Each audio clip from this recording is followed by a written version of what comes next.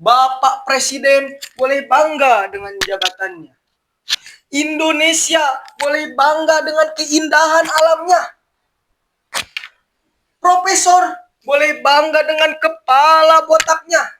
Tapi kita sebagai umat Islam harus bangga dengan salamnya.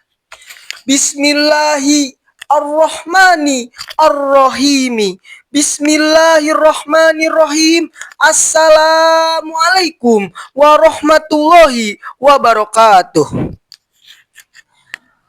Alhamdulillahirabbil alamin. Wa bihi nasta'in.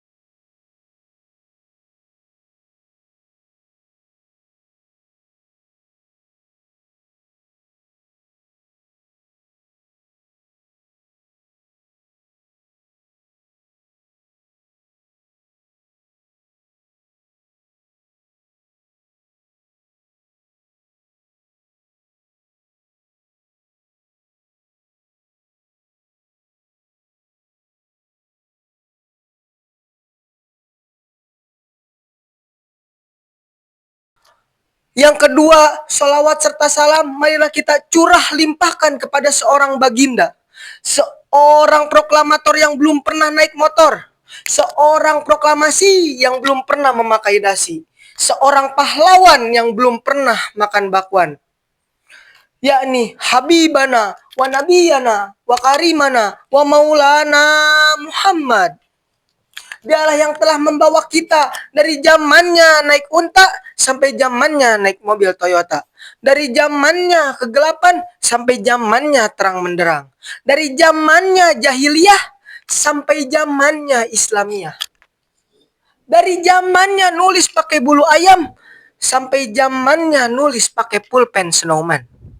Nah, berdirinya saya di sini bukan semata-mata berdiri, apalagi seperti patung Liberty yang membawa obor tanpa api, membawa buku tanpa isi, dan berdiri tanpa arti. Berdirinya saya di sini, saya akan berpidato tentang meneladani sifat Nabi Muhammad SAW untuk membentuk generasi Pancawaluya yang berakhlakul karimah dan berprestasi. Nah, sebagaimana kita ketahui, Nabi Muhammad SAW adalah contoh bagi kita, adalah teladan bagi kita. Beliau adalah manusia spesial, manusia yang mulia, manusia istimewa yang diturunkan oleh Allah Subhanahu wa Ta'ala untuk menyebarkan agama Islam dan untuk menyempurnakan akhlak. Akhlak siapa? Akhlak kita. Ya, kalau Nabi Muhammad SAW akhlaknya sudah sempurna, sudah cukup, sudah bagus. Nabi Muhammad diutus oleh Allah Subhanahu wa Ta'ala untuk menyempurnakan akhlak kita.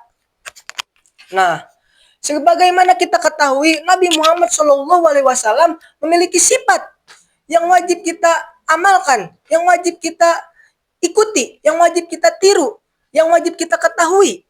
Nah, Nabi Muhammad SAW dikenal dengan sidik, jujurnya. Beliau itu orangnya jujur. Gak pernah beliau beli gorengan harganya 1.000, bilang ke mamahnya 2.000. Gak pernah. Beliau gak pernah berbohong sama sekali, walaupun hal-hal kecil. Nah, yang kedua, beliau terkenal dengan tabligh, menyampaikannya. Menyampaikan di sini Nabi Muhammad SAW dia tuh diutus oleh Allah Subhanahu wa Ta'ala untuk menyampaikan wahyu. Wahyu di sini menyebarkan agama Islam. Melalui apa? Perantaranya melalui Al-Qur'an, kitab kita sebagai umat Islam. Al-Qur'an itu apa? Al-Qur'an itu ada pedoman bagi kita, obat penenang bagi kita, khususnya umat Islam. Nah, yang ketiga, Nabi Muhammad SAW terkenal dengan amanah, dapat dipercayanya. Bila kita sudah jujur, kita tidak pernah berbohong, timbullah rasa orang lain kepada kita dapat dipercaya. Jadi kita dapat dipercaya. Nabi Muhammad SAW itu dapat dipercaya karena dia tidak pernah berbohong, mau sekecil apapun, dia gak pernah berbohong. Nah, timbullah orang-orang kepada Nabi Muhammad rasa amanah itu. Maka itu Nabi Muhammad SAW memiliki sifat yaitu amanah, dapat dipercaya. Nah, yang keempat, Nabi Muhammad SAW terkenal dengan fatonah, kecerdasannya. Kecerdasan di sini bukan sekedar pintar. Nabi Muhammad tuh emang udah the best banget. Udah jujur, amanah, ditambah lagi fatonah, cerdas.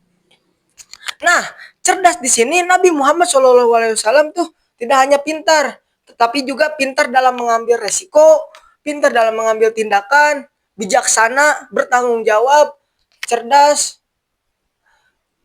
Dia tuh bisa mengambil keputusan, bisa mengambil kepastian, cerdas dalam dimanapun dan kapanpun. Nah, untuk membentuk generasi Pancawaluya, kita tiru sifat-sifat Nabi tersebut. Dari sidik jujurnya, bila kita sudah tertanam sifat jujur walaupun sedikit demi sedikit, yang tadinya kita sering berbohong nih, timbullah rasa kejujuran di dalam hati kita. Saya pengen berubah, saya pengen jujur. Maka sedikit demi sedikit kita akan terbiasa. Nah, yang kedua, menyampaikan tablignya. Sampaikanlah hal-hal yang baik. Bila yang harus disampaikan A, ya A. Jangan kita sampaikan sebenarnya emang harus buruk, malah kita sampaikannya baik. Tidak boleh itu. Kalau memang itu keburukan, sampaikanlah keburukan, jangan berbohong. Walaupun itu memang berat bagi kita. Nah, yang ketiga, amanah. Nah, bila kita sudah tertanam diri kita jujur, maka orang lain juga akan segan pada kita, akan kagum pada kita, karena kita jujur. Jadi orang lain tuh akan percaya pada kita, bahwa kita tuh bisa, kita tuh jujur, dapat dipercaya. Ini mah misal gak pernah darmaji, dahar 5, nyokot hiji.